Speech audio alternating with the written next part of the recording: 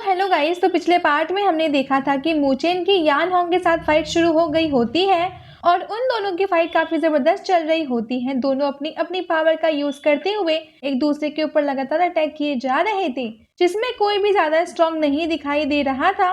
लेकिन तब भी यहाँ पर मूचेन के पास यान होंग से थोड़ी सी ज्यादा पावर होती है, इसीलिए वो अपनी पावर का इस्तेमाल करते हुए यान होंग को वहां पर हराने में कामयाब हो जाता है। जिसके बाद उन लोगों को वो फ्लैग भी मिल चुका था, इसीलिए लुओली जो होती है इस कंपटीशन में फर्स्ट आती है। और जब इन सभी की जीत जाने के बाद एल्डर जो होते हैं वो सभी को डिवाइन आर्ट हॉल के पास लेकर आते हैं। और अब इस पार्ट की शुरुआत में हम डिवाइन आर्ट हॉल का सीन देखते हैं, जो जगह काफी ज्यादा सुंदर दिखाई दे रही थी और वहीं पर एल्डर जूतियान भी खड़े होते हैं। जिसके बाद वहां पर मूचेन और बाकी सभी आ जाते हैं। एल्डर जूतियान जो होते हैं उन सभी को सारे रूल बता रहे होते हैं कि वो किस तरह से तुम्हें यहाँ पर डिवाइन आर्ट को लेना है। वो सभी को एक पोर्टल दिखाते हैं और दिखाते हुए उसे कहते हैं कि इसी के अंदर सारे के सारे डिवाइन आर्ट को रखा गया है। इसके अंदर नॉर्मल स्पिरिचुअल आर्ट भी है और डिवाइन आर्ट भी है, लेकिन डिवाइन आर्ट को लेना इतना आसान काम नहीं है। डिवाइन आर्ट को इस पोर्टल्स के काफी गहराई के अंदर रखा गया है। अगर तुम अभी इसके अंदर जाओगे तो तुम्हें सबसे पहले नॉर्मल डिवाइन आर्ट नहीं मिलेगी, बल्कि छोटी मोटी स्पिरिचुअल आर्ट मिलेगी और उसे तुम बड़ी ही आसानी के साथ ले भी सकते हो। लेकिन डिवाइन आर्ट को लेने का प्रोसेस काफी ज्यादा मुश्किल है, इसलिए मेरी मानो कि जितनी तुम्हारी लिमिट है उसी हिसाब से तुम्हें कोई भी स्पिरिचुअल आर्ट को सिलेक्ट करना होगा। तुम ऐसे ही जो चाहो वो स्पिरिचुअल आर्ट को नहीं सिलेक्ट तुम कर सकते, क्योंकि अगर इसमें तुम फेल हुए तो तुम्हें खाली हाथ ही वापस आना पड़ेगा। ये सुनकर मुकाई कहता है, खाली हाथ वापस आना पड़ेगा? ऐसा कैसे पॉसिबल है? क्या आप किसी टेक्निक को लेना इतना ज्यादा भी मुश्किल हो सकता है? तब एल्डर जूतियान जो होता है वो सभी को बता रहा होता है, इस पोर्टल के अंदर जितना ही आसान नॉर्मल टेक्निक को लेना है उतना ही मुश्किल डिवाइन टेक्निक को लेना है। अगर तुम किसी भी डिवाइन टेक्निक को लेते हो तो हर एक डिवाइन टेक्निक के साथ उसका गार्ड होता है, जो तुम्हें उस डिवाइन टेक्निक को लेने से रोकेगा। अगर तुमने उस गार्ड को हराया उसके बाद ही तुम उस डिवाइन टेक्निक को ले सकते हो, इसके बगैर तुम उस डिवाइन टेक्निक को ले ही नहीं सकते। वैसे ही नॉर्मल टेक्निक में भी कोई भी गार्ड नहीं होता है, उसे तुम आसानी से चाहो तो ले सकते हो, लेकिन इस बात का ख्याल रखना कि जितनी हार्ड और पावरफुल जो डिवाइन टेक्निक होगी उसका गार्ड भी उतना ही ज्यादा पावरफुल होगा। जिस टेक्निक को छूते ही तुम्हें चैलेंज हॉल के अंदर ले जाया जाएगा और वहां पर उस टेक्निक वाला गार्ड आकर तुम्हारे साथ फाइट वो करेगा। तुम्हें कैसे भी यहाँ पे करके उसे हराना है। अगर तुम उसे नहीं हरा पाए तो तुम्हारे हाथ वो टेक्निक नहीं लगने वाली। ये सुनकर के तो मूचेन भी थोड़ा सा घबरा जाता है। उसे तो लग रहा था कि कोई भी टेक्निक को लेना है तो ज्यादा मुश्किल नहीं होने वाला है, लेकिन गार्ड के बारे में सुनकर उसे समझ आ चुका होता है कि टेक्निक को यहाँ पर लेना इतना आसान काम नहीं है। उसे यहाँ पर बहुत ज्यादा मशक्कत करनी होगी ताकि सबसे ज्यादा पावरफुल डिवाइन कैटेगरी की कोई टेक्निक ले सके। जिसके बाद सारे के सारे लोग उस पोर्टल के अंदर जाने के लिए तैयार होने लगते हैं। ये देख करके एल्डर जूतियान जो होता है उन सभी से कहता है, तो ठीक है, अब आप लोग अंदर जा सकते हैं। मैं आप सभी को बेस्ट ऑफ लक के अलावा अब मैं कुछ भी नहीं कह सकता। मेरी जो ख्वाहिश है कि आपको जो टेक्निक पसंद आए वो आपको मिल जाए।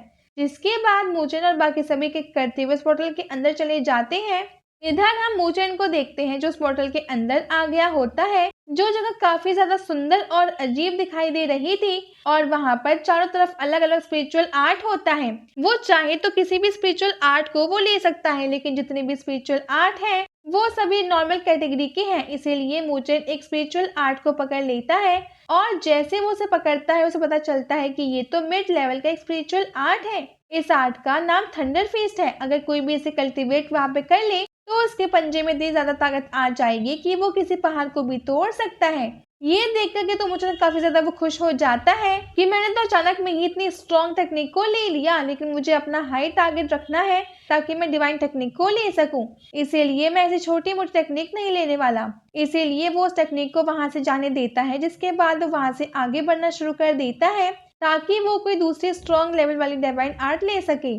तो इधर हम जियो को देखते हैं, जिसे वो ब्लैक पेपर के अंदर अब कुछ हरकत होते हुए दिखाई देती है।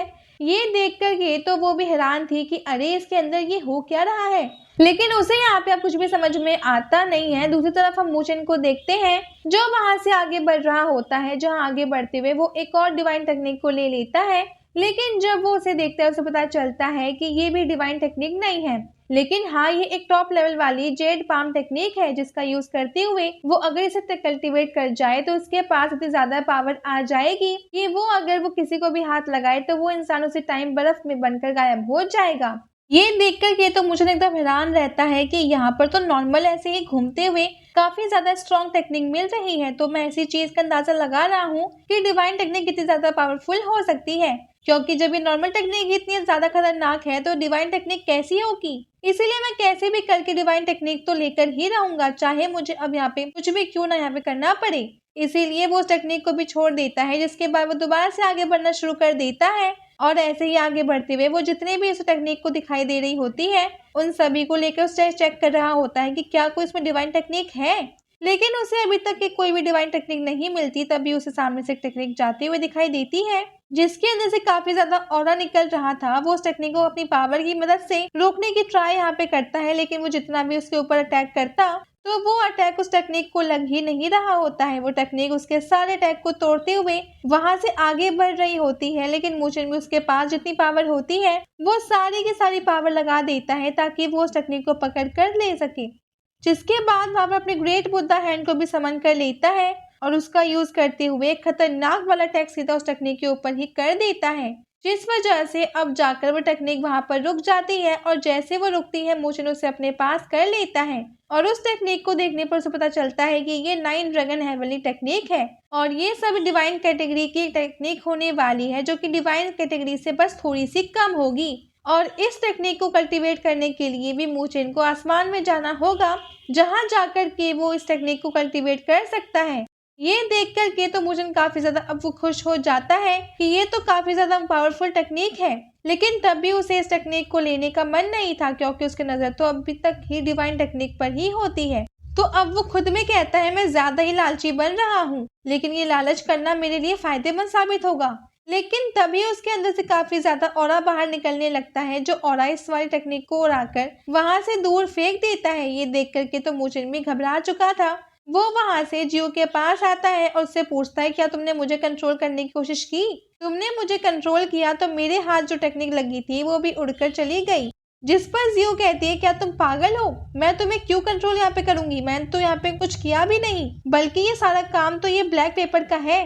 तो इसीलिए मुझे उस ब्लैक पेपर को देखता है और जैसे वो उसे देखता है उसके अंदर से काफी ज्यादा ऑरा बाहर निकल रहा था, जो सभी शीट मुचेन के अंदर जाने लगता है। ये देख करके तो मुचेन भी घबरा चुका था कि इस ब्लैक पेपर को क्या हो गया। आज तक तो इसने कभी कोई हरकत नहीं की, तो आज ये अपनी पावर मेरे अंदर क्यों डाल रहा है। जिसके बाद वो ब्लैक पेपर का ऑरा मुचेन को बाहर से आगे ले जाने लगता है। मुचेन को अभी कुछ समझ में नहीं आ रहा था कि अभी उसके साथ क्या हो रहा है। उसे लग रहा होता है कि ये ब्लैक पेपर उसे नुकसान पहुंचाने की कोशिश कर रहा है, लेकिन वो यहाँ पे अब वो कितनी भी कोशिश क्यों ना यहाँ पे कर ले, उस ब्लैक पेपर के चंगुल से बाहर ही नहीं निकल पा रहा होता है। जिसके बाद वो ब्लैक पेपर उसे घसीटते हुए उस पोर्टल की एकदम गहराई में ले जाने लगता है। दूसरी साइड हम एल्डर जोतियान और एक दूसरे मास्टर को देखते हैं जो आपस में बातें कर ही रहे होते हैं। अब दूसरा मास्टर कहता है कि आपको लगता है कि अभी जितने भी लोग अंदर गए हैं उनमें से कोई ऐसा होगा जो डिवाइन टेक्निक को ले सके। डिवाइन टेक्निक को आज तक सिर्फ लीज, वान और शेन नहीं लिया था, जिनकी रैंकिंग हेवनली लिस्ट के फर्स्ट और सेकंड नंबर पर आती है। उनके अलावा कोई भी डिवाइन टेक्निक को नहीं ले पाया है। लेकिन एल्डर जोतियान कहते हैं मुझे मुचेन के ऊपर पूरी उम्मीद है कि वो किसी न किसी तरीके से डिवाइन टेक्निक को लेकर ही रहेगा। तो इधर हम मुचेन को देखते हैं जो स्पेल पेपर की पावर की मदद से आगे बढ़ते जा रहा होता है। जिसके बाद वो ब्लैक पेपर मुचेन को एक अजीब सी जगह पर लेकर आ जाता है, जहां पर उसे कोई भी टेक्निक नहीं दिखाई दे रही थी। तब उसके पास एक टेक्निक आती है जिसके अंदर से भयंकर तरीके से ऑरा बाहर निकल रहा था, और ये ऑरा इतना ज्यादा होता है कि आसपास की जितनी भी टेक्निक उसने देखी थी उसकी 1000 टेक्निक से भी ज्यादा स्ट्रांग हो। ये देख करके तो मुचेन भी एकदम ज्यादा घबरा चुका था कि जिसके बाद ब्लैक पेपर का ऑरा उस टेक्निक के अंदर जाने लगता है। तो ये देख करके मुचेन को थोड़ा थोड़ा समझ आने लगता है कि वो ब्लैक पेपर उसे जानबूझकर यहाँ पर लाना चाहता था ताकि मुचेन इस डिवाइन टेक्निक को ले सके। जरूर इस डिवाइन टेक्निक में अब कुछ ना कुछ तो स्पेशल बात होगी ही। और जैसे मुचेन उस डिवाइन टेक्निक को देखता है उसे पता चलता है कि ये तो एक टॉप लेवल वाली डिवाइन टेक्निक है और इसका नाम कॉन्स्टलेशन सूत्र ऑफ गॉड है। इस टेक्निक के अंदर 4 सबसे ज्यादा स्ट्रॉन्ग गॉड की स्पिरिट को रखा गया है। अगर कोई भी इसे ठीक तरीके से कल्टीवेट यहाँ पे करे तो वो जब चाहे उनकी स्पिरिट का इस्तेमाल कर सकता है और अगर चारों गॉड की स्पीड एक साथ अब सामने सामने आ जाए तो उनसे मुकाबला करना किसी के अंदर भी हिम्मत नहीं होगी। कोई भी इन गॉड की पावर के सामने वो खड़ा तक नहीं हो पाएगा। और अब इसी के साथ ये पार्ट यहीं पे एंड हो जाता है। Stay tuned for the next episode. Thanks for watching.